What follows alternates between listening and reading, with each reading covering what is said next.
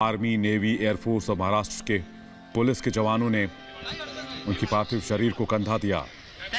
पार्थिव शरीर को फूलों से सजे सेना की गाड़ी में रखकर शिवाजी पार्क तक लाया गया और अब मुंबई के हजारों लोग शिवाजी पार्क और उसके आसपास मौजूद हैं अपनी लता ताई को अलविदा कहने के लिए। थोड़ी देर में प्रधानमंत्री यहां पर होंगे, उद्धव ठाकरे यहां पर होंगे और प्रधानमंत्री ने आज शोक व्यक्त किया। वर्चुअल वीडियो के जरिए सामने आकर प्रधानमंत्री ने जिक्र किया लता मंगेशकर का, भारत रत्न लता मंगेशकर जो अब हमारे बीच नहीं है।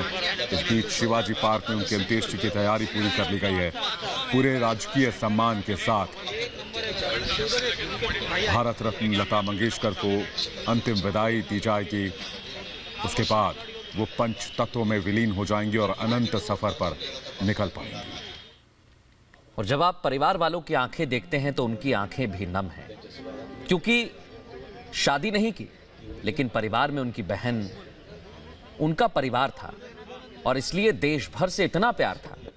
जब ए मेरे वतन के लोगों गाया तो जो सैनिक आपको तस्वीरों में नजर आ रहे हैं तीनों सेनाओं के, ऐसे ही सैनिक जब सरहद पर खड़े रहे थे और जब उन्होंने ए मेरे वतन के सुना तो सभी ने अपने रक्त संचार को देखा तो उसमें भारत सुनाई दे रहा था। ऐसी आवाज थी, इसलिए भारत रत्न से उन्हें नवाजा गया और नम आंखों से आज हर आम और खास दीदी को विदाई दे रहा है, क्योंकि लता दीदी अब हमारे बीच नहीं है लेकिन उनके सुर हमेशा हमारे साथ रहेंगे, हमारे बीच रहेंगे, हम उन्हें सुनते रहेंगे। और देश ही नहीं, ये अंतर्राष्ट्रीय क्षति है। सुरों की दुनिया की एक ऐसी स्वर कोकिला, एक ऐसी सुर साम्राज्ञी जिसने बहुत कुछ दिया है इस पूरी दुनिया को, और अब वो अपने अंतिम सफर पर निकल गए हैं।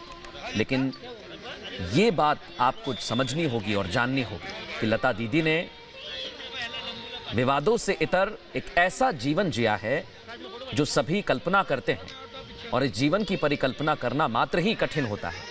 लेकिन लता ताई ने ऐसा ही जीवन जिया और ऐसा जीवन, सादा जीवन, उच्च विचार उनके हमेशा रहे।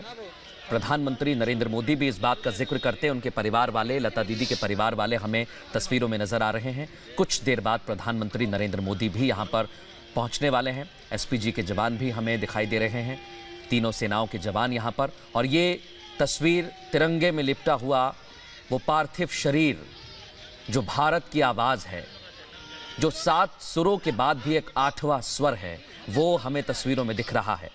और पूरा देश इस समय लता दीदी के अंतिम दर्शन कर रहा है, उनको देखना चाहता है।